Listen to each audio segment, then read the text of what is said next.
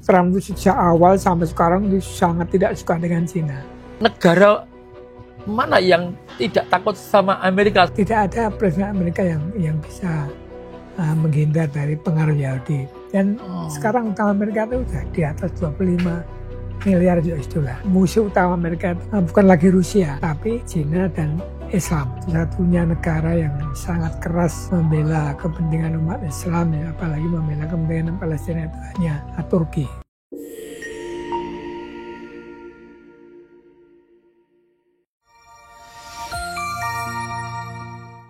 Assalamualaikum warahmatullahi wabarakatuh. Ketemu lagi dengan saya Taufik Ridwan dari The Professor Talk ID, sebuah channel di mana kita akan ketemu dengan para guru besar di seluruh Indonesia, bahkan mungkin di luar Indonesia, untuk berbagi ilmu dan sesuatu yang mungkin unik.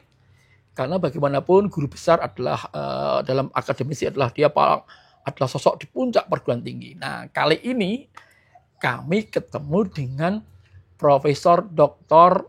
Haji Bambang Cipto MA, pakar politik tentang Amerika, kerjasama Amerika dan negara lainnya, Cina utamanya.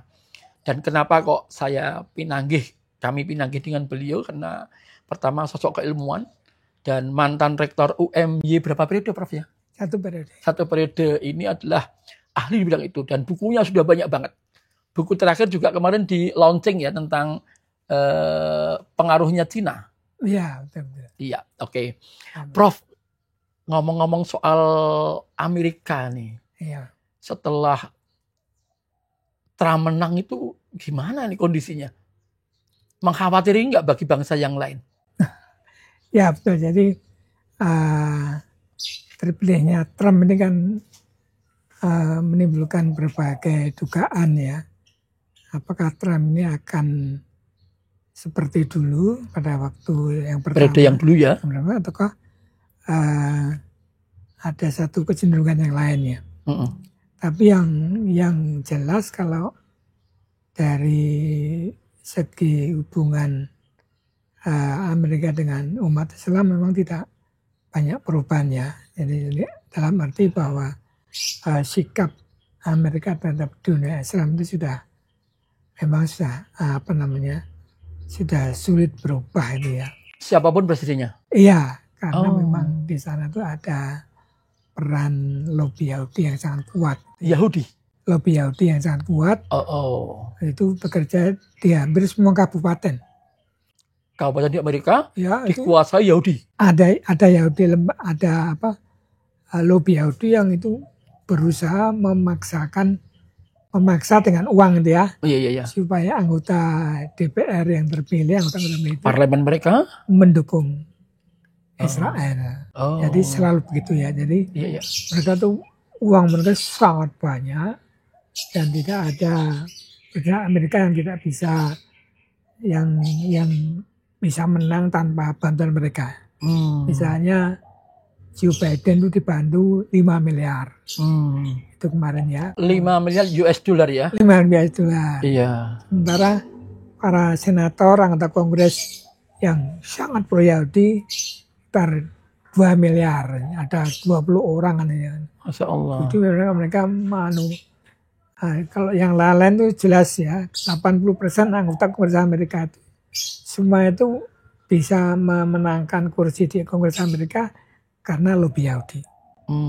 Dan lobby Yahudi ini sangat kuat dalam apa yang namanya military industrial complex ya. Military industrial complex itu suatu semacam forum ya antara kontraktor senjata, kemudian dengan para pejabat Amerika dan dengan para jenderal-jenderal. Nah ini lobby Yahudi itu masuk itu mensuplai dana yang tak terbatas seperti itu. Masya Allah. Nah itu diterima para presiden tadi, bagi para jenderal ya. Iya. Jenderal itu lewat kontraktor senjata itu dana itu banyak mengalir. Sehingga memang sangat sulit ya kita menghentikan Amerika untuk tidak pro Israel. Sudah sangat sulit sekali. Sampai saat ini seperti itu kondisinya. Iya. Dan akhirnya merembetnya kepada Islamofobia ya. Islamofobia semakin meningkat ya. Iya. Ini satu hal yang mengkhawatirkan di beberapa negara ya, di Eropa, di Australia, gitu ya. Apalagi di Amerika ya. Yang rumahnya orang Yahudi. Ya, memang seperti itu ya. Jadi kita umat Islam tidak mungkin bisa mengalahkan mereka karena dalam artian ya secara material itu karena memang sumber dana mereka sangat besar. Dan mereka sangat ahli sekali melakukan lobbying, menciptakan pendapat umum itu mereka. Betul. Ahlinya lihai ya. Di semua negara itu dia selalu, enggak cuma di Amerika, di Inggris, di Eropa itu lobby Yahudi ini sangat kuat. Dan itu membuat mereka mudah sekali mengatur kebijakan luar negeri negara-negara Barat. Itu yang kira-kira seperti itu. Ya, jadi kalau tadi dikatakan oleh Prof. Bambang bahwa Amerika sulit untuk lepas dari Yahudi. Sangat sulit. Sangat sulit ya. Sangat sulit. Siapapun yang memberikan penengah itu nggak bisa rasanya ya. Pasti. Dan kan dipotong oleh mereka itu ya. Dan Donald Trump ini malah semakin menjadi ya. Wah, apalagi Donald Trump ya. Nah, dia mantunya orang Yahudi ya. Oh, jadi, mantunya orang Yahudi tuh?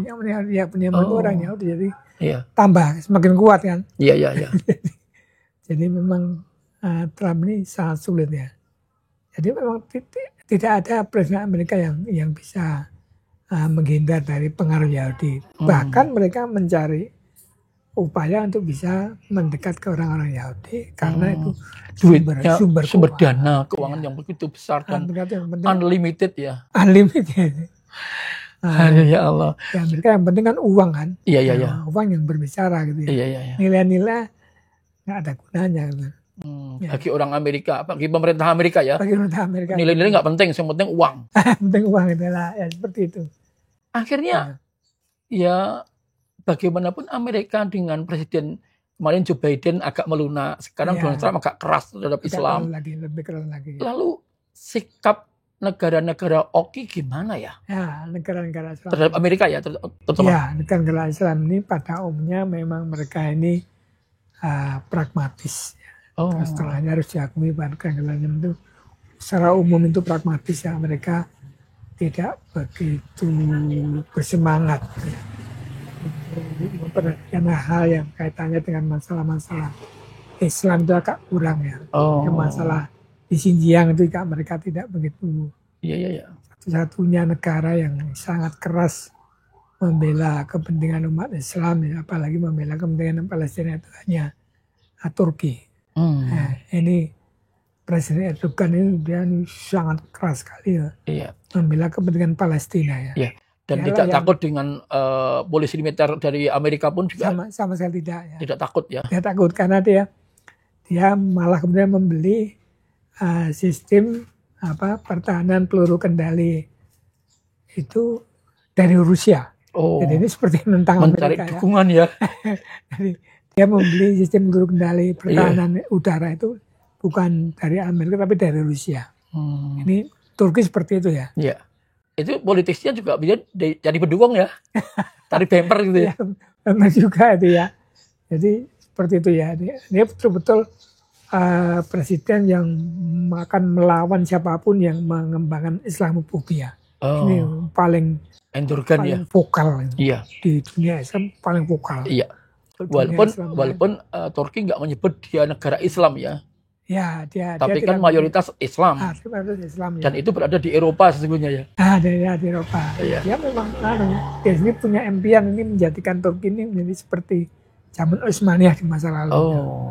Yang punya pengaruhnya besar. Dia punya banyak sekali kedutaan sampai 44 kedutaan di Afrika. Karena dulu kan zaman Turki Utsmaniyah itu kan kawasannya Timur Tengah, Afrika, Asia Barat. Luas sekali ya. Nah, dia ini bermimpi menjadikan Turki seperti masa lalu, Utsmaniyah. Zaman jaya-jayanya dulu ya. Jaya-jayanya dulu ya. Sehingga dia tidak takut menghadapi Amerika. Oke, Prof, kembali ke Amerika dulu, Prof. Iya. Di Amerika kan Islam berkembang bagus ya. Bagus sih. Ya, artinya pemeluk Islam banyak, selain pendatang juga banyak. Iya. Sehingga apa akibatnya ketika pemerintah satu sisi memerangi Islam, kemudian mendukung Yahudi, itu apa akibatnya, Prof? Ya sebetulnya begini, umat Islam di sana kan terdiri dari beberapa kelompok, ya, ada lembaga-lembaga yang selalu berusaha membela kepentingan Islam. Ya. Banyak politisi-politisi Islam juga yang berasal dari negara lain, itu ya. Iya betul. Orang-orang Afrika yang membela Islam, mereka berusaha saja, mereka berusaha untuk meyakinkan publik Amerika bahwa Islam itu tidak seperti yang digambarkan oleh kalangan elit di Amerika.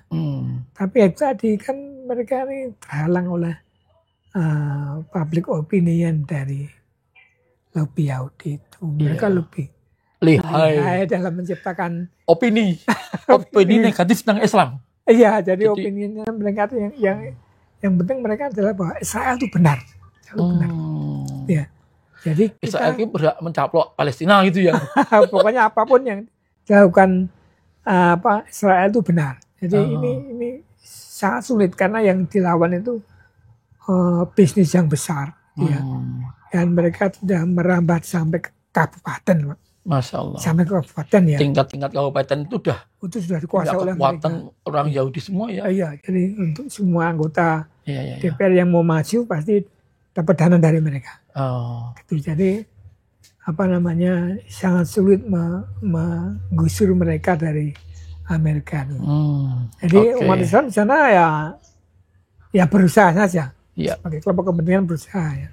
Tapi pada posisinya sesungguhnya mengkhawatiri, ya, karena akan diketati dengan tadi perubahan visa, pencabutan visa kalau di negara-negara Muslim yang ekstrem akan dihilangkan, akan kembali gitu kan, akhirnya menjadi nanti warga yang tidak berkedudukan hukum karena tidak punya visa. Ya, sebagian harus kembali ke negaranya. Iya.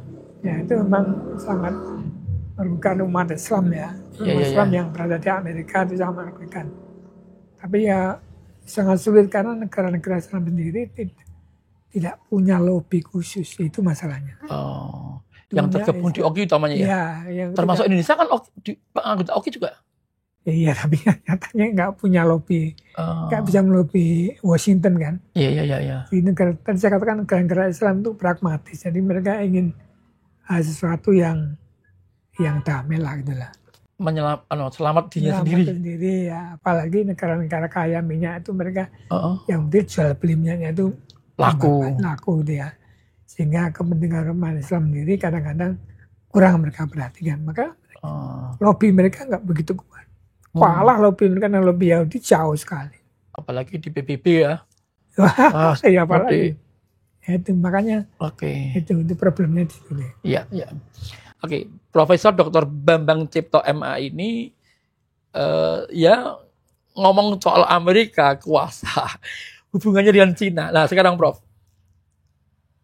negara mana yang tidak takut sama Amerika selain Turki tadi itu? Betul, ya. Ya, jadi sekarang ini dulu tahun 96 itu kan Samuel Huntington meramalkan bahwa musuh Amerika di masa depan itu adalah peradaban Cina dan peradaban Islam, ya. Dan saya kira ramalan itu ada benarnya, ya. Dan tadi ramalan siapa tadi? Ramalan siapa? Samuel P. Huntington.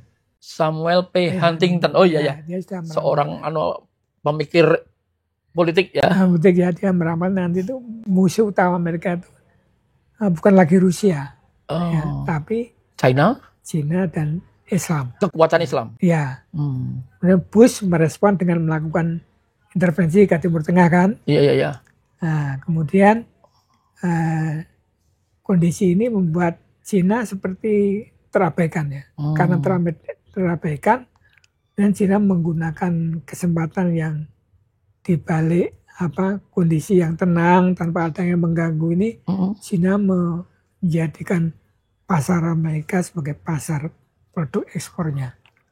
Jadi mulai dari Obama sampai Trump itu Cina banyak sekali menjual barang-barang dan jasa ke Amerika dan mendominasi sampai akibatnya jadi defisit neraca perdagangan antara Amerika dengan Cina. Begitu Trump terpilih, dia kaget karena pasar dikuasai Cina, produk Cina. Dikuasai Cina, 340 miliar US dollar. udah besar sekali kan. Jadi itu Iya. karena itu Trump itu sejak awal sampai sekarang dia sangat tidak suka dengan Cina. Nah, dia menurut Cina itu yang merampok pekerjaan kita dia, karena dia menjual barang-barang yang murah, pabrik di Amerika kukut. Nah, akibatnya terjadi pengangguran. Makanya disebut oleh Trump, ini yang merampok pekerjaan kita lawannya itu adalah Cina. Itu sejak terpilih pertama sampai sekarang. Nah, apalagi sekarang dia semakin berusaha untuk bagaimana supaya perekonomian Cina ini bisa dikendalikan ya, dengan menaikkan tarif-tarif dari barang-barang dari Cina itu dinaikkan. Nah, tarifnya kalau masuk ke Amerika dinaikkan tarifnya. Nah, sehingga ini namanya perang dagang ya. Sehingga diharapkan itu merugikan Cina. Harapannya seperti itu. Tapi kenyataannya? Kenyataannya sebaliknya. Sebaliknya. Jadi Cina itu sekarang ini malah negara yang memproduksi yang namanya superkonduktor. Superkonduktor itu ya sebuah chip yang itu dipakai untuk persenjataan dan lain-lain tuh ya. Jadi ini banyak penggunaannya nih, yang ahli teknik lebih tahu ya. Tapi superkonduktor ini salah satu produk global yang sangat diperlukan oleh dunia. Nah, ini Amerika itu sejak Trump pertama dulu, sejak 2018 itu sudah melarang pengusaha-pengusaha Amerika jangan menjual produk teknologi tinggi ke Cina. Jangan jual. Harus dikurangi gitu ya. Tapi entah bagaimana, Biden juga kemarin melanjutkan kebijakan itu, jangan sampai Cina itu membeli banyak sekali produk teknologi tinggi dari Amerika. Perusahaan Amerika itu jarang menjual. Tapi ya entah bagaimana, Cina itu bisa mengakali, malah sekarang dia menjadi produsen superkonduktor itu terbesar di dunia. Padahal sudah dihalang-halangi oleh Presiden Donald Trump ya. Jangan sampai dia menjadi negara besar itu, dalam hal itu malah dia menjadi semakin besar. Semakin top gitu ya produksinya. Terbesar di dunia. Nah, kemudian juga dalam hal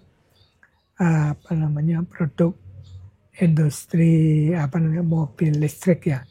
Itu sudah dilarang. Pokoknya mobil listrik yang masuk dari Cina itu harus dikasih fee ya, tarif yang setinggi mungkin. Pajaknya begitu ya? Harus supaya jangan masuk ke Amerika. Kecuali yang mobil mewah boleh ya. Mobil listrik itu, tapi ya namanya juga Cina itu ya. Sekarang ini malah Cina menjadi produsen, punya industri mobil listrik terbesar di dunia malah. Industri mobil listrik Amerika itu kalah kan, di bawah Amerika ya. Lebih besar industri mobil listrik Cina. Ini luar biasa. Jadi Cina itu seperti itu ya. Semakin dia ditekan, dia mengakali bagaimana supaya kalau kita ditekan, kita bikin produk itu yang ada digunakan lagi supaya bisa kita punya sendiri, produksi sendiri. Akhirnya malah semakin besar karena memang pasarnya kan sudah besar. Jadi apa yang dia jual itu dibeli oleh rakyat sendiri kan sudah besar sekali. Akibatnya meluas ke luar negeri kan. Nah, ini yang luar biasa. Dan bisa perang tarif ya, perang harga ya, jauh lebih murah. Artinya pada posisi ini Amerika sudah kalah dengan Cina ya? Karena nggak bisa mempertahankan idealisme produk sendiri dan seterusnya, itu sudah kalah tuh. Sangat sulit ya, karena memang ini negara ini semakin ditekan dia, Cina semakin ditekan dia, akalnya itu semakin jalan gitu ini. Nah itu penyebab utamanya itu lah, karena memang Cina ini sejak awal itu dia dulu kan negara miskin ya, kemudian bagaimana dia ingin menjadi negara yang kaya. Dia tahu untuk menjadi negara kaya harus meniru Amerika. Deng Xiaoping itu pertama kali dia menjadi presiden itu, dia berusaha meniru Amerika dengan mengirim sebanyak mungkin mahasiswa ke Amerika. Dia waktu itu menelpon Presiden Carter ya, jam 3 malam dia ngebel Presiden Carter lewat asistennya. Coba tolong saya dikontakkan Presiden Carter gitu ya. Akhirnya Carter menjawab, Nah, ini Deng Xiaoping ingin mengirim 5.000 mahasiswa, apakah boleh gitu ya. Nah, tapi Carter malah menjawab, jangan 5.000, 100.000 juga boleh. Gitu. Wah, itu tahun 79 itu sudah seperti itu ya. Jadi, nah sejak itu Cina itu tahu persis, ini saya harus memperbaiki perguruan tinggi di Cina itu ya. Sehingga sejak itu Jiang Zemin, Hu Jintao itu mereka itu berusaha untuk Hu Jintao ya. Mereka semua berusaha memperbaiki perguruan tinggi di Cina sehingga menduduki posisi yang sangat tinggi. Nah inilah kelebihan Cina, dia sadar betul tentang peran perguruan tinggi ya. Bahkan kemudian dia mengundang orang-orang Cina, akademisi Cina yang ada di Amerika itu diundang pulang, diberi fasilitas laboratorium yang bagus. Akhirnya Cina banyak sekali menghasilkan karya-karya yang melampaui Amerika. Jauh lebih banyak karya ilmiah Cina dibanding Amerika. Ini dari segi akademik itu sudah seperti itu ya. Nah, dari karya-karya akademik itu kan muncul berbagai karya-karya yang praktis ya, termasuk antara lain kemarin DeepSeek itu ya. Munculnya DeepSeek. Betul. Nah, DeepSeek itu kan luar biasa tuh ya. Bisa orang bisa masuk di situ dengan cara yang murah gitu ya, dan bisa digunakan. Jadi teknologi tinggi itu di Cina sudah sangat luar biasa. Jadi perhatian pemerintah Cina terhadap pendidikan tinggi itu sangat luar biasa besar. Itulah yang kita tidak punya. Iya. Artinya pada posisi ini Amerika betul-betul kalah telak dengan Cina ya. Ilmunya dicuri. Produk-produknya dikalahkan. Dan sekarang pada posisi orang ketergantungan sama Cina ya, di masyarakatnya. Artinya pemerintah melindungi tapi masyarakatnya kan tidak bisa dilindungi juga. Ya, makanya. Jadi istilahnya kita harus belajar dengan Cina itu karena hal itu ya. Jadi sayang sekali bahwa pemerintah kita itu tidak kurang perhatikan perguruan tinggi. Pemerintah kita itu kurang perhatikan. Kenapa, Prof? Itulah yang kita tidak tahu. Jadi tidak ada usaha yang dipenuhi cuma tukin. Tunjangan kinerja dikasih tulisan. Senang tulisan. Disenangkan dengan tukin, senang dia. Padahal tidak diberikan dana penelitian. Karena yang besar dimplok IKP ngono mbuh. Iya. Masalahnya. Perguruan tinggi kita itu tidak diperbaiki. Itu kunci untuk menjadi negara maju ke depan. Seharusnya itu ya. Perbaiki perguruan tingginya. Kalau kemarin itu ada Presiden Prabowo mengundang perguruan tinggi itu, mungkin Prof Bambang tahu itu. Ngapain ya? Ya sampai sekarang adanya pencitraan saja. Saya belum mendengar adanya kebijakan ya. Kalau di Cina itu jelasnya. Jiang Zemin itu memutuskan untuk menjadikan perguruan tinggi Cina itu menjadi perguruan tinggi yang world class university, universitas kelas dunia. Iya. Nah itu baru terpenuhi 30 tahun kemudian. Dan Hu Jintao, presiden berikutnya, dia mengundang tadi itu orang-orang Cina yang ada di Amerika ya. Suruh pulang, dikasih fasilitas yang bagus, lalu bikin penelitian, akhirnya mereka menghasilkan para ilmuwan muda kan. Ilmuwan muda inilah yang banyak menciptakan karya-karya ilmiah. Kelihatan bisa dipantau di jurnal-jurnal internasional, orang-orang Cina bisa melampaui Amerika. Nah seperti itu. Kemudian Xi Jinping ini mengatakan tahun 2005, tahun 2015 ya dulu. Pokoknya nanti tahun 2025 kita harus bisa sejajar dengan Amerika dalam hal sains dan teknologi. Terbukti DeepSeek itu ya. Jadi tapi itu karena dukungan pemerintah Cina terhadap perguruan tinggi itu sangat besar. Jadi di Cina itu PTN-nya lebih banyak daripada PTS. Karena pemerintahnya peduli banget ya. Peduli banget dengan perguruan tinggi. Dananya besar, jumlahnya besar. Kita PTS-nya kokean. PTS-nya 4.000, PTN-nya cuma 200 berapa. Iya. Jadi terlalu jomplang. Ini tidak serius loh. Nggak serius ya? Tidak serius. Pemerintahnya nggak serius menangani perguruan tinggi. Iya. Lama cuma 200 berapa kok PTN-nya. Iya. Yang PTS 4.000 bayangkan. Banyak. Nah PTS 4.000 kecil-kecil lah. Ringkih-ringkih kan. Iya. Nggak bisa lari kencang. Oke. Di sini berarti memang Prabowo harus peduli banget pada perguruan tinggi ya. Ya. Kita berharap Prabowo itu mau memperhatikan ya. Nah, cuman dari Kementerian Pendidikan belum kelihatan dan dari Prabowo ini belum ada kebijakan yang jelas mau diapakan perguruan tinggi itu belum kelihatan di media massa.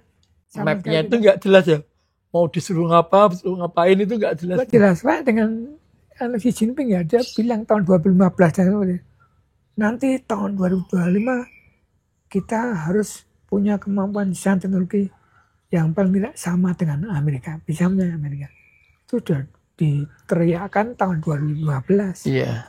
Dan sekarang terbukti ya. Terbukti sekian tahun kan, 10 tahun kemudian kan. Iya.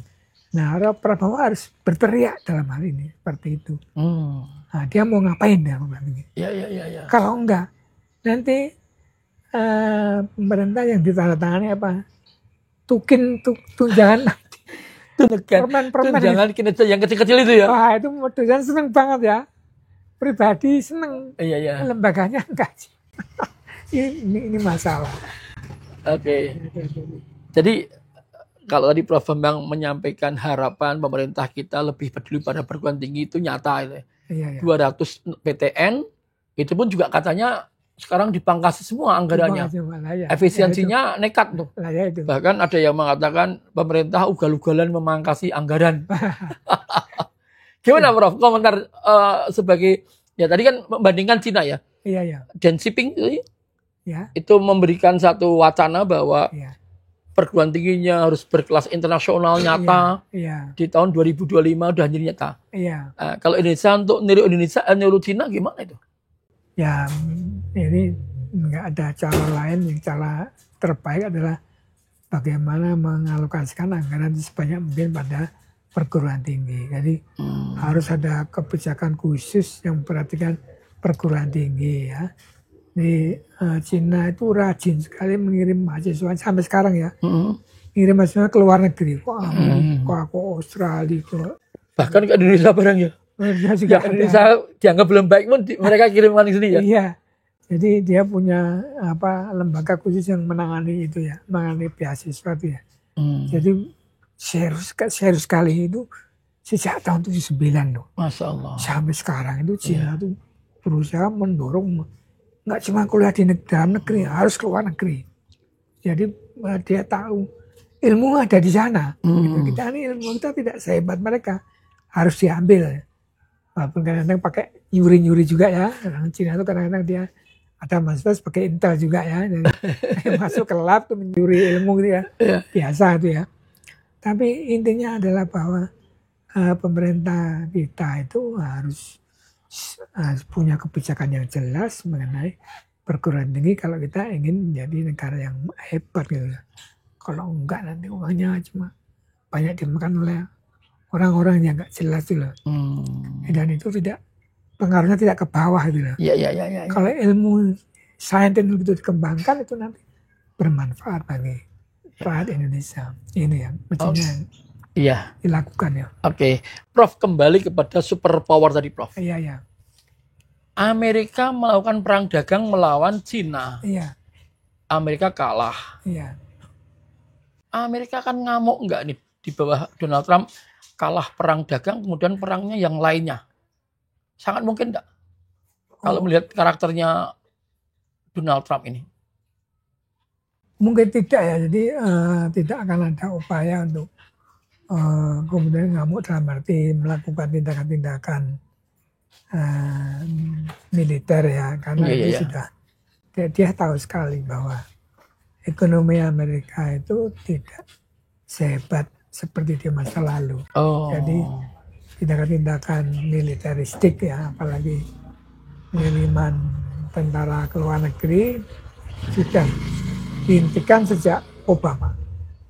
Karena itu membangkrutkan ekonomi Amerika. Jadi Bush itu membangkrutkan ekonomi Amerika. Zaman Bush ya? Ya, itu begitu dia turun defisit anggaran 1 triliun US dollar. Masya Allah. Hanya gara-gara sering perang. Karena itu ya. Sering mengirim militer tuh waktu itu ya. Dan sekarang utang Amerika itu udah di atas 25 miliar US dollar. Utangnya. Utang. Jadi Masya kondisi Allah. saat ini ya. In Amerika tuh seperti jadi sangat lemah sekali. Tercekik ya. Iya. Jadi jangankan mau ngirim tentara itu nggak mungkin ya. Nggak mungkin lagi. Oh. Ya, jadi perekonomian Amerika sudah tidak seperti dulu lagi ya. Iya. Jadi yang bisa dilakukan paling menggertak gitu ya. Iya. Menggertak Cina, menaikkan tarif gitu ya. Iya. Nah, menakut-nakuti, tapi tidak bisa melakukan tindakan militer lagi. Tidak. Iya. Karena militer tuh senang kalau itu perang, cuman biayanya mahal sekali. Itu merugikan ekonomi Amerika. Iya. Dan nggak mungkin dilakukan. Iya.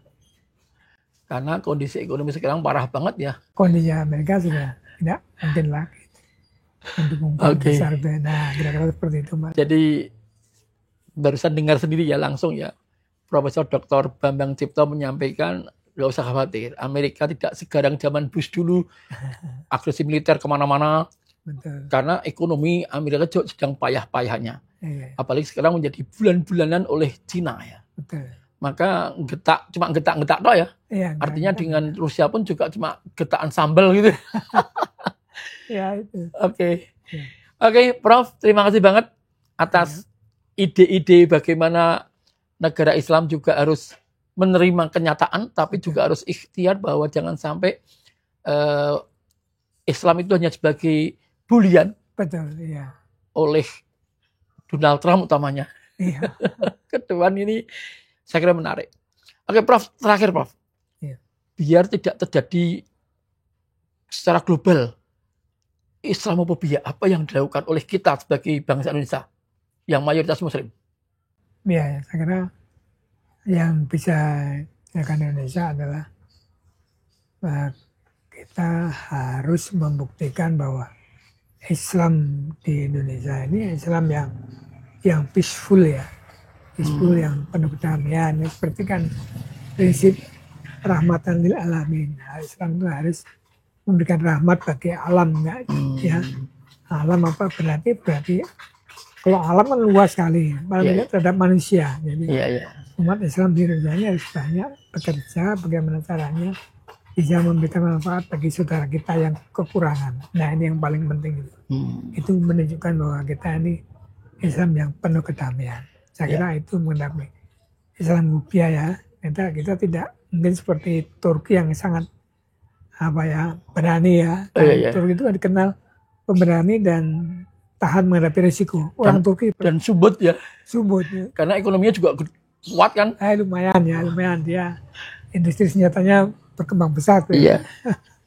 Oke, artinya itu tugasnya setiap insan Muslim ya, Prof ya? Insan Muslim artinya seperti itu ya.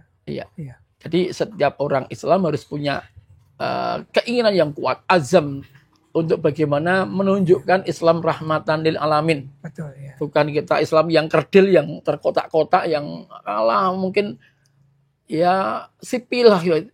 Jadi yang lemah gitu ya.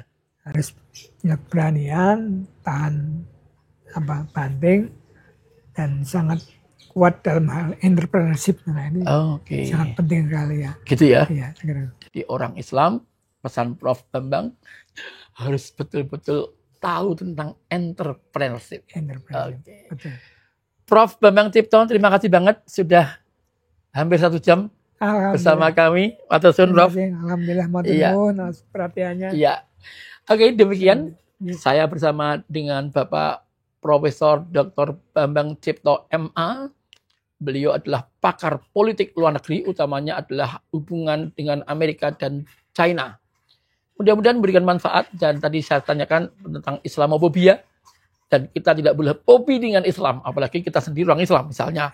Tunjukin, lu hebat, kalian orang hebat.